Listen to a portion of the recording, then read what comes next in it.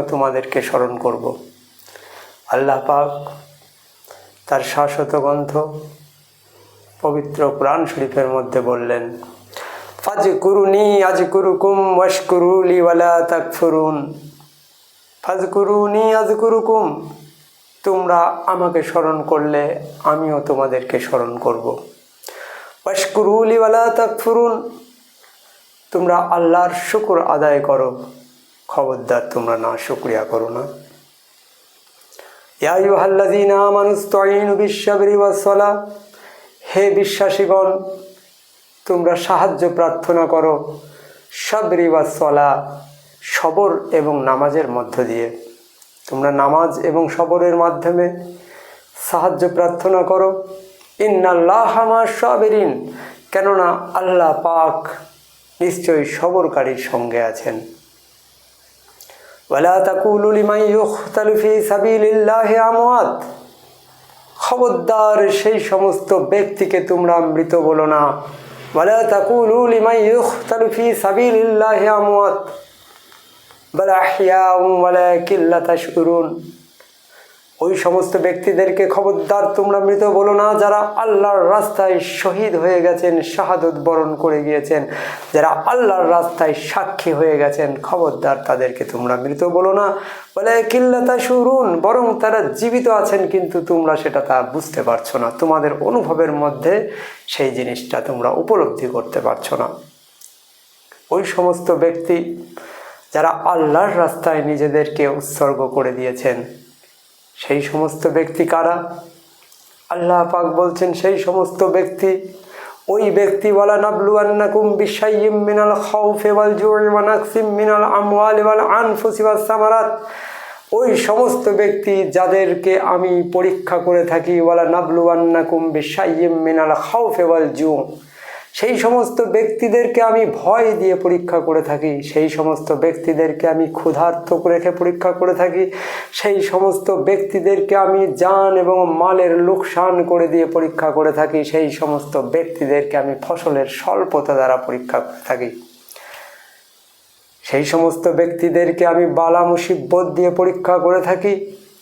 ওয়ালা নাবলুওয়ান্নাকুম বিশাইয়্যিম মিনাল খাউফি ওয়াল জু'i ওয়া নাকসিম মিনাল আমওয়ালি ওয়াল আনফুসি ওয়াস সামারাত ওয়া বাশশিরিস সাবিরিন, ওই সমস্ত ব্যক্তিদের জন্য সুসংবাদ দিয়ে দিন, ওই সমস্ত ব্যক্তিদেরকে খুশখবরি দিয়ে দিন যে সমস্ত ব্যক্তিদের কাছে আমার তরফ থেকে যখন তাদের কাছে যা আসাবাতুহুম মুসিবাতুন, যখন তাদের কাছে মুসিবত দেওয়া হয়, যখন তাদের কাছে বিপদ আপদ দেওয়া হয়, তখন তারা কি বলে?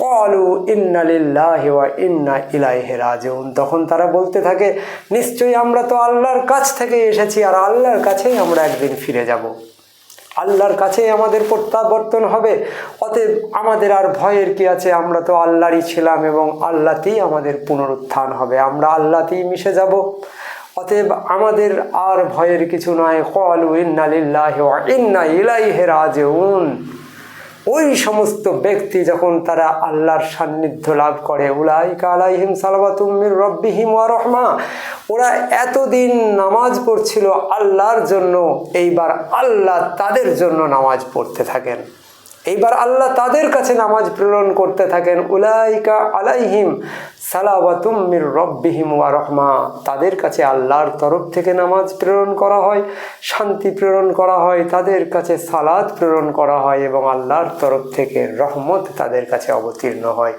উলাইকা আলাইহিম সালাওয়াতুম মির রাব্বিহিম ওয়া রাহমা উলাইকা হুমুল মুহতাদুন, ওই ব্যক্তিগুলোই হেদায়েত প্রাপ্ত ব্যক্তি, ওই ব্যক্তিগুলোই মুক্ত পুরুষ, ওই ব্যক্তিগুলোই আল্লাহ প্রাপ্ত ব্যক্তি, ওই ব্যক্তিগুলোই হাদি ব্যক্তি, যাদেরকে অনুসরণ করলে তোমরাও হেদায়েত পেয়ে যাবে। এই পবিত্র কয়েকটি আয়াতে কারিমার মধ্যে আমরা দেখতে পেলাম আল্লাহ পাক রব্বুল ইজ্জত আমাদেরকে লক্ষ্য করে প্রথমেই তিনি শিক্ষা দিলেন, ফাজকুরুনি আযকুরুকুম ওয়াশকুরুলি ওয়ালা তাকফুরুন। ফাজকুরুনি, তোমরা কি করো না, আমাকে স্মরণ করো, আমাদেরকে স্মরণ করো, তাহলে কি হবে না আমরাও তোমাদেরকে স্মরণ করব। বোঝা গেল আল্লাহকে আমরা যতবার স্মরণ করব আল্লাহ আমাদেরকে ততবার স্মরণ করবেন।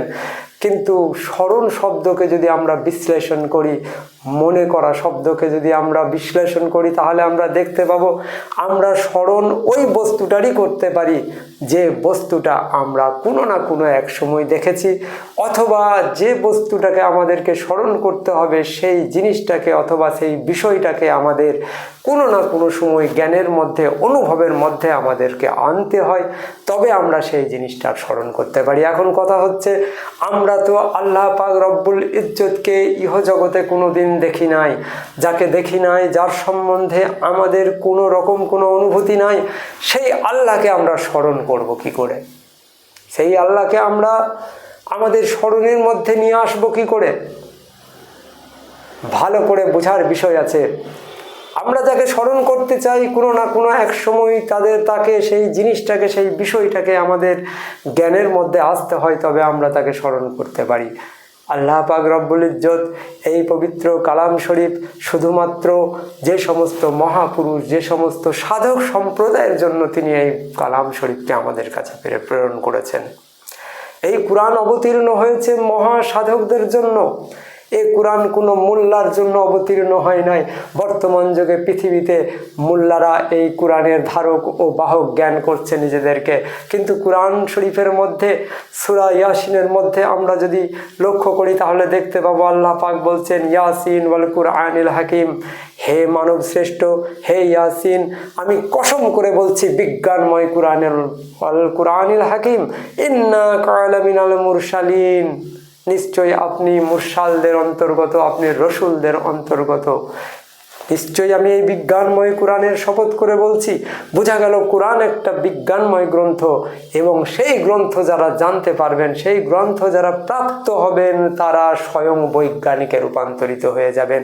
এই বৈজ্ঞানিক শুধুমাত্র কোনো জড়বিজ্ঞান নয়, এ বিজ্ঞান শুধুমাত্র কোনো জীবন বিজ্ঞান নয়, বরং এ বিজ্ঞান হচ্ছে আত্মবিজ্ঞান। এই আত্মার বৈজ্ঞানিক যারা হয়ে যান, যারা কোরআনকে জেনে যান, তারা আত্মার বৈজ্ঞানিক হয়ে যান, তারা আল্লাহর পরমাত্মার সঙ্গে তাদের দিদার হয়ে যায়। যার জন্য কোরআন একটা মহা সাধনার গ্রন্থ। এই কোরআনের মধ্যে লিপিবদ্ধ আছে কি না, একজন সাধক যখন সে আল্লাহর পথে সে নিজেকে সমর্পণ করে দেয়, যখন আল্লাহর পথে যখন সাধনা করতে থাকে, সেই সাধকের মনে কিছু প্রশ্ন আসে এবং সেই প্রশ্নের নিরসনের জন্য কিছু কথা তার মনের মধ্যে উদয় হয়। গুরু এবং শিষ্য একে অপরকে যেমন প্রশ্ন এবং প্রশ্নের উত্তর দান করেন, কোরআন হচ্ছে সেই বিষয়। সাধক তার জীবনে চলতে চলতে যে প্রশ্নের সম্মুখীন হবেন, সেই প্রশ্ন এবং প্রশ্নের সঙ্গে প্রশ্নের উত্তর হচ্ছে কোরআন। এই কোরআনকে বোঝাও তো সহজ জিনিস নয়। কোরআনকে বুঝতে গেলে কোনো মাদ্রাসায় পড়া, কোনো স্বাভাবিক শুধু অক্ষর জ্ঞান এবং কোরআনের যে ভাষা জ্ঞান, সেই ভাষা জ্ঞান শুধুমাত্র আয়ত্ত করলে আমরা কোরআনকে বুঝতে পারবো না। বরং কোরআনের আসল পরিচয় হচ্ছে কোরআন হচ্ছে পরমাত্মা। সেই পরমাত্মাকে যিনি লাভ করবেন তিনি কোরআনওয়ালা, কোরআনের জ্ঞানে তিনি জ্ঞানী হয়ে যাবেন। আমরা জানি সেই পরমাত্মাকে যারা দর্শন করে থাকেন তারা হচ্ছেন জগতের অলি আউলিয়া, নবী এবং রসুলের দল। যার জন্য কোরআন পাকের মধ্যে অন্যত্র একটি আয়াত এসেছে, হযরত ইব্রাহিম এবং ইসমাইল সাল্লাম আল্লাহর কাছে দোয়া করেছিলেন, রব্বানা ওয়াবআস ফীহিম রাসূলাম মিনহুম ইয়াতলু আলাইহিম আয়াতিকা ওয়া ইউআল্লিমুহুমুল কিতাবা ওয়াল হিকমাতা ওয়া ইউযাক্কিহিম ইন্নাকা আনতাল আজিজুল হাকিম। হে আমাদের প্রভু, তুমি আমাদেরই মধ্য হতে একজন রসুলকে প্রেরণ করো। সেই রসুল কি করবেন না, তার কর্ম হবে তিনি আয়াতগুলোকে পাঠ করে করে শোনাবেন, ওয়াযাক্কিহিম, এবং তিনি তাদেরকে পবিত্র করবেন। এই যে আয়াত পাঠ করে শোনানো এবং পবিত্র করা, এই কর্ম যিনি করেন তিনি হচ্ছেন রসুল, তিনি হচ্ছেন ওলি আউলিয়া। সেই রসুলের সিলসিলা সেই আদি যুগ থেকে আজ পর্যন্ত চলে এসেছে। আমাদের আয়াতকে, আমাদের এই দেহকে এবং এই বিশ্ব ব্রহ্মাণ্ডকে আমাদের সম্মুখে যদি পবিত্র রূপে উপস্থাপন করতে হয়, তাহলে একজন রাসূলের আমাদেরকে সান্নিধ্য লাভ করতে হবে। তিনি আমাদেরকে, আমাদের জ্ঞান জগৎকে পবিত্র করে দিবেন। জ্ঞান জগৎকে পবিত্র করে দিলে আমরা নিজেরা পবিত্র হয়ে যাব। হে মোল্লার দল, শুধু নামাজের সময় তোমাদের অজু করা, তোমাদের হাতটাকে ভালো করে পানি দিয়ে ধৌত করা, 3 বার মুখে কুলকুচি করা আর মুখমণ্ডলকে ধৌত করা, এর নাম অজু নয়। অজু এমন একটা জিনিস যে অজু হয়ে যাওয়ার পর তোমার হাত আর কোনো খারাপ কর্মের সঙ্গে লিপ্ত হবে না, তোমার চোখ আর কোনো রকম আল্লাহ ছাড়া অন্য কিছু তার চোখে দৃশ্যমান হবে না, তোমার মুখ শুধু আল্লাহর জন্যই কর্মে লিপ্ত থাকবে, তোমার সর্ব অঙ্গ প্রত্যঙ্গ শুধুমাত্র আল্লাহর সন্তুষ্টি অর্জন করার জন্য, আল্লাহর সন্তুষ্টি অন্বেষণ করার কাজে ব্যস্ত থাকবে। এর নাম অজু। আল্লাহ পাক কোরআন পাকের মধ্যে অন্যত্র তিনি বলেছেন, ইন্না সালাতা তানহা আনিল ফাহশাই ওয়াল মুনকার, নিশ্চয়ই শুনে রাখো মোল্লার দল, যে ব্যক্তি নামাজি হয়ে যায় তার নামাজ ফাহেশ কাজ থেকে, খারাপ কর্ম থেকে তাকে বিরত রেখে দেয়। আমরা দেখতে পাই বড় বড় মোল্লারা তারা স্টেজে উঠে বারবার ঘোষণা করে, হে মানুষ শুনো, তোমাদের জন্য আল্লাহ কোরআন পাকে 82 বার নামাজের কথা বলেছেন, 82 বার নামাজের কথা বলেছেন, এই বলে তোমাদেরকে নামাজে ডাক দিতে থাকে। আর সে নামাজ কেমন নামাজ? বলে তোমরা জহরে এতবার উঠা বসা করো, আসরের সময় এতবার উঠা বসা করো, তোমাদের নামাজ হয়ে যাবে। আল্লাহ পাক রব্বুল ইজ্জত যে নামাজ সম্বন্ধে তিনি বলছেন, ইন্না সালাতা তানহা আনিল ফাহশাই ওয়াল মুনকার, নিশ্চয়ই নামাজ তোমাদের কুকর্ম থেকে, খারাপ স্বভাব থেকে তোমাদেরকে তফাৎ করে দিবে, তোমাদেরকে পৃথক করে দিবে। সে নামাজ কেমন নামাজ? যে নামাজ সম্বন্ধে হাদিস পাকের মধ্যে এসেছে, হযরত জিবরাইল সাল্লাল্লাহু সাল্লাম একটা সিজদায় 29 লক্ষ বছর অতিবাহিত করার পরে আল্লাহর দিকে মুখ তুলে জিজ্ঞেস করলেন, আল্লাহ গো, আমার আগে এবং আমার পরে বলো তো আমার মতো আর কেউ এত বড় সাজদাকারী কি তুমি সৃষ্টি করবে? আল্লাহ পাক সেদিন জিবরাইলকে বলেছিলেন, জিবরাইল, তোমার এই সাজদার জন্য তুমি অহংকার করো না, কেননা আমি এমন একটা দলকে পৃথিবীর বুকে পাঠাবো যাদের একটা সাজদার মূল্য আমার কাছে তোমার এই 29 লক্ষ বছরের ইবাদতের থেকেও আমার কাছে বেশি উত্তম। হে আমার ভাইরা, যে মানবের একটা সাজদা, একটা রাকাত, একটা নামাজের মূল্য আল্লাহর কাছে জিবরাইল ফারেস্তার 29 লক্ষ বছর সিজদার থেকে বেশি, সে নামাজটাকে কেবলমাত্র মসজিদে গিয়ে উঠবাস করা নামাজ? ভাবার বিষয় আছে, একটু চিন্তা করার বিষয় আছে। নামাজ কি? নামাজের বাংলা কি? আল্লাহ পাক কোরআন পাকের মধ্যে কোথাও বলেন নাই ইকরা সালাত, তোমরা নামাজকে পাঠ করতে থাকো, অথচ আমরা বাংলায় বলে থাকি নামাজ পড়ো, নামাজ পড়ো, নামাজ পড়ো। নামাজ পড়লে কি হবে? বলে নামাজ পড়লে তোমাদেরকে জান্নাতের মধ্যে 72টা হুর দেওয়া হবে, সালসাবিল ওয়া নাহার, তোমাদের জন্য প্রবাহিত নহর থাকবে, দুধের নহর, শরবতের নহর, মধুর নহর। আর তোমরা একটা পাখি উড়ে যাবে, আর সেই উড়ে যাওয়া পাখিটার দিকে লক্ষ্য করে তুমি যেই বলবে যে আহ, এই পাখিটার মাংস যদি আমি খেতে পেতাম, আর সঙ্গে সঙ্গে সেই পাখিটা ভুনা হয়ে তোমার কাছে প্লেট একদম সামনে হাজির হয়ে যাবে। নামাজ পড়লে তোমাদের এই হবে। হে আমার ভাইরা, এর নাম নামাজ নয়। নামাজ সম্বন্ধে আল্লাহ পাক রব্বুল ইজ্জত কোরআন পাকে আমাদেরকে বারবার ইশারা দিয়েছেন, বলে তোমরা নামাজি হয়ে যাও, তোমরা নামাজি হয়ে যাও, নামাজ কায়েম করো, নামাজ দায়েমি নামাজ করো, তোমরা নামাজকে প্রতিষ্ঠা করে নাও।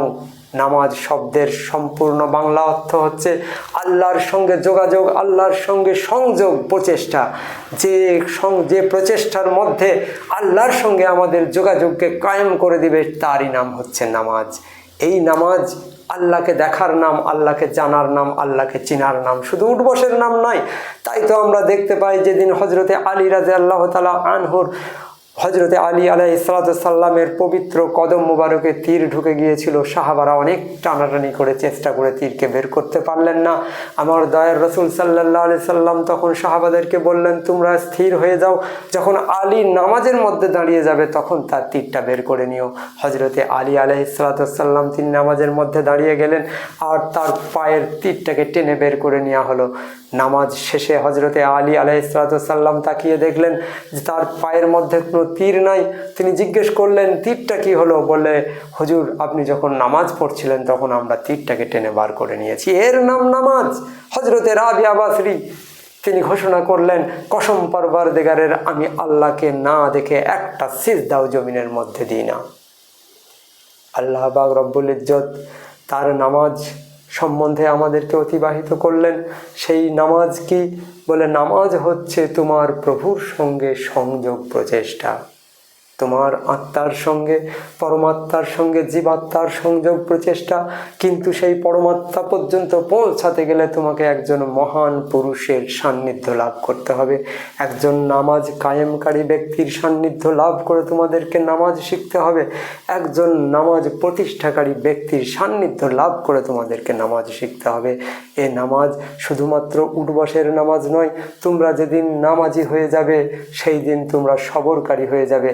যেদিন তোমরা সবরকারী হয়ে যাবে সেই দিন আল্লাহ তোমাদের কাছে, এখন তোমাদের ভিতরে, তোমাদের সম্মুখে তিনি উপস্থিত হয়ে যাবেন। কাজী নজরুল ইসলাম তাই তার কবিতার মধ্যে বলেছেন, মিথ্যা শুনিনি ভাই, এই হৃদয়ের চেয়ে বড় কোনো মন্দির কাবা নয়।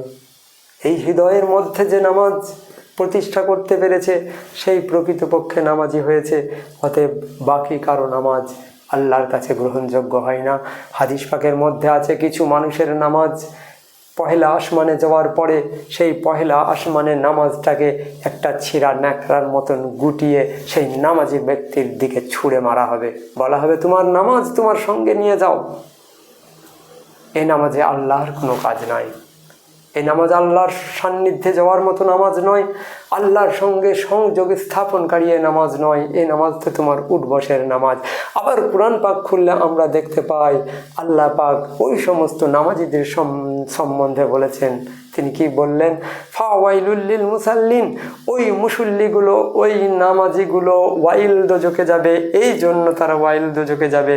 ফাওয়াইলুল লিল মুসাল্লিন আল্লাযিনা হুম আন সলাতিহিম সাহুন, ওই ব্যক্তিগুলো তাদের নিজের নামাজ সম্বন্ধে বেখবর ছিল। ওই ব্যক্তিগুলো তাদের নিজের নামাজ সম্বন্ধে বেখবর ছিল। তারা নিজের নামাজকে চিনে নাই, নিজের নামাজকে জানে নাই, তার নিজের রবকে চিনে নাই, নিজের প্রভুকে তারা চিনে নাই। নামাজ আমার মাথার মণি, নামাজ নয়ন তারা, নামাজ বিনা জীবন আমার যে অন্ততেই মোরা।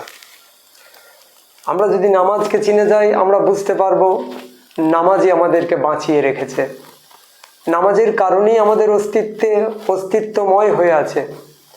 কিন্তু কোন নামাজ?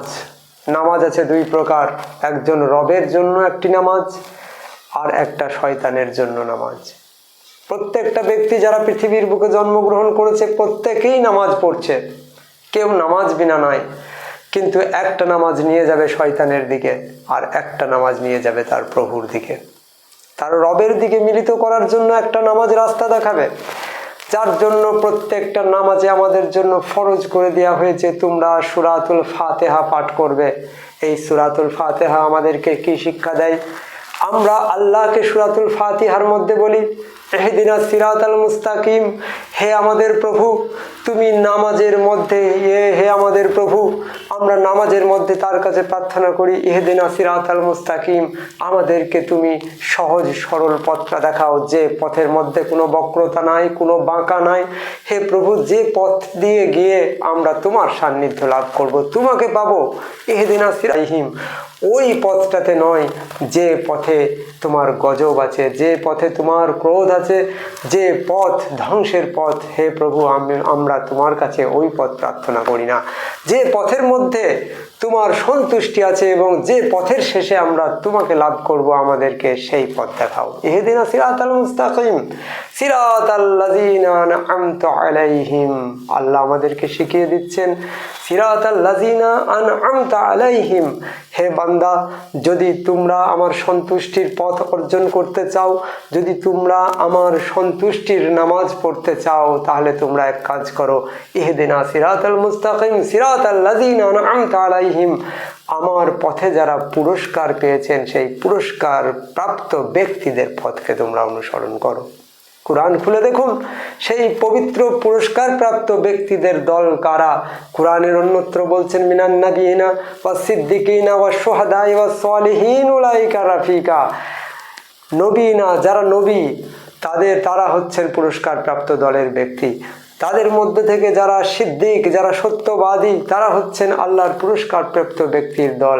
মিনান নাবিয়িনা ওয়াস সিদ্দিকিনা ওয়াস শুহাদায়ে, যারা আল্লাহর রাস্তায় নিজেদের নফসকে কুরবানি করে দিয়েছেন তারা হচ্ছেন আল্লাহর পুরস্কার প্রাপ্ত ব্যক্তিদের দলে, এবং সলেহীন ব্যক্তি যারা সৎ কর্মশীল সেই ব্যক্তিদের দল হচ্ছে আল্লাহর পুরস্কার প্রাপ্ত ব্যক্তিদের দল।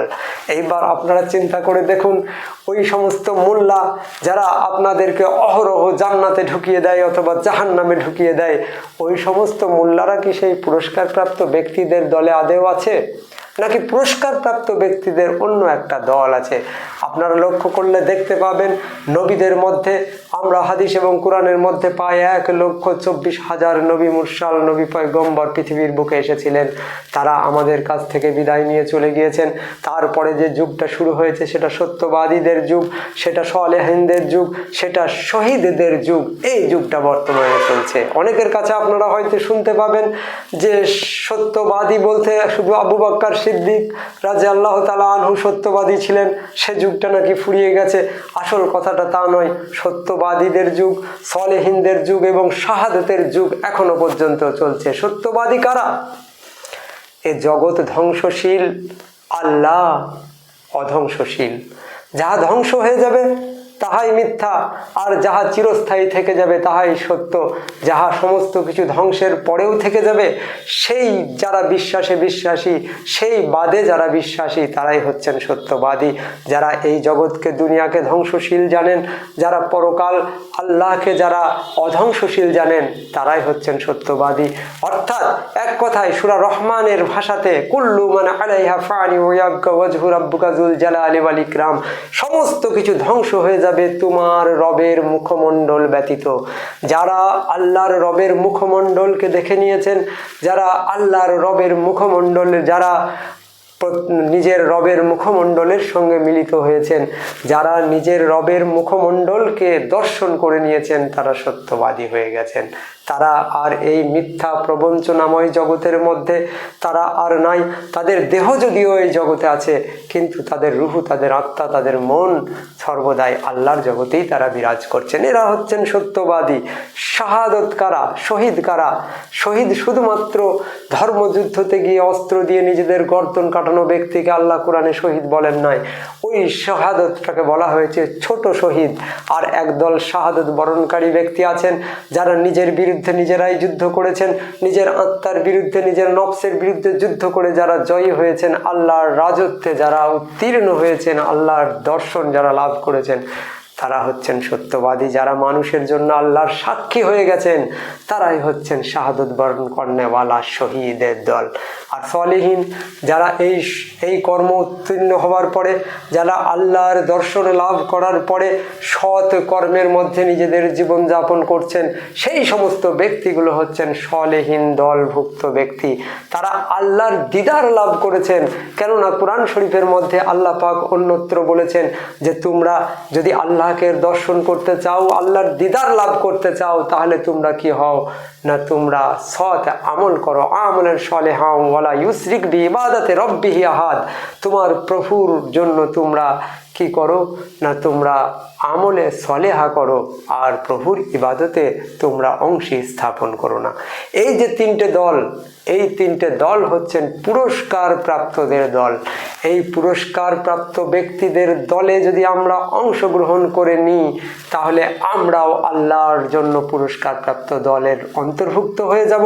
তাই আল্লাহ কোরআনে বলছেন যে এমন কোনো ব্যক্তি নাই যে যারা নামাজের মধ্যে নাই। প্রত্যেকটা ব্যক্তি নামাজের মধ্যে আছে, কিন্তু একটা নামাজ নিয়ে যাবে কোথায় না আল্লাহর দিকে, আর একটা নামাজ নিয়ে যাবে তোমাকে জাহান্নামের দিকে তথা ধ্বংসের দিকে। তো আমরা প্রত্যেককে আল্লাহ অভিমুখী যে নামাজ, সেই নামাজকে চিনব এবং নামাজকে পড়ব।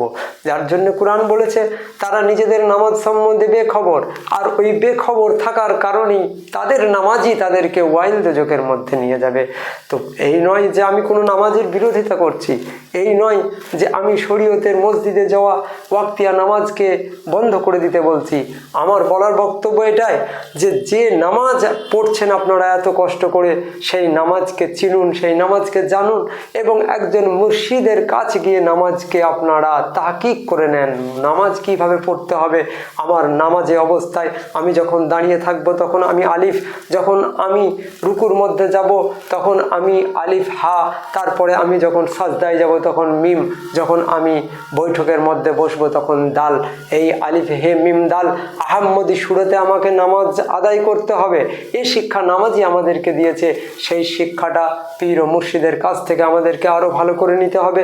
আমি যখন দাঁড়াবো আমার মনকে কোথায় রাখবো, যখন আমি রুকুতে যাব আমি মনকে কোথায় রাখবো, যখন আমি সাজদায় যাব তখন আমি কোন বিষয় নিয়ে, কোন জিনিস নিয়ে আমি চিন্তা করব, কোন জিনিস আমার মধ্যে থাকবে আর কোন জিনিসগুলোকে আমার কাছ থেকে বিদায় দিয়ে দিতে হবে, এইগুলো আমাদেরকে পীর ও মুর্শিদের কাছে গিয়ে শিখে নামাজকে কায়েম করতে হয়। দুঃখের বিষয়, আমরা সমস্ত কিছু শিক্ষার জন্য একজন গুরু ধরি, একজন ব্যক্তির কাছে গিয়ে আমরা শিক্ষা করি। লেখাপড়া করতে গেলে একজন মাস্টার ধরে তার কাছে লেখাপড়া করি, কিন্তু নামাজকে কায়েম করতে গিয়ে আমরা কারো কাছে শিখি না। আমাদের গুরুজনদের সাথে গিয়ে প্রথমে মসজিদে গিয়ে তারা যেমনভাবে উঠবস করে সেইভাবে উঠবস করতে লাগি। কোন মৌলানা সাহেবের কাছে গিয়ে দু চারটে সূরা মুখস্থ করে নিয়ে ভাবি আমরা খুব বড় নামাজি হয়ে গেছি, আর আমাদের নামাজ মনে হয় আমাদেরকে এক টানে নিয়ে গিয়ে জান্নাতের মধ্যে দাখিল করিয়ে দিবে। এ ভ্রম আমাদের মন থেকে দূর করতে হবে। এ নামাজের ক্ষমতা নাই তোমাকে মুক্ত করে দেয়, এই নামাজের ক্ষমতা নাই কোনো ব্যক্তিকে আল্লাহ পর্যন্ত পৌঁছে দেয়। আল্লাহ পর্যন্ত পৌঁছানোর নামাজ আলাদা, আল্লাহ পর্যন্ত পৌঁছানোর কোরআন, আল্লাহ পর্যন্ত পৌঁছানোর রোজা, আল্লাহ পর্যন্ত পৌঁছানোর কলমা, সমস্ত কিছু আমাদেরকে ভেদ রাজত্বের মধ্যে গিয়ে আমাদেরকে সেগুলোকে সংগ্রহ করতে হবে। ওয়া মা আলাইনা ইল্লাল বালাগ। আসসালামু আলাইকুম ওয়া রাহমাতুল্লাহি ওয়া বারাকাতুহু।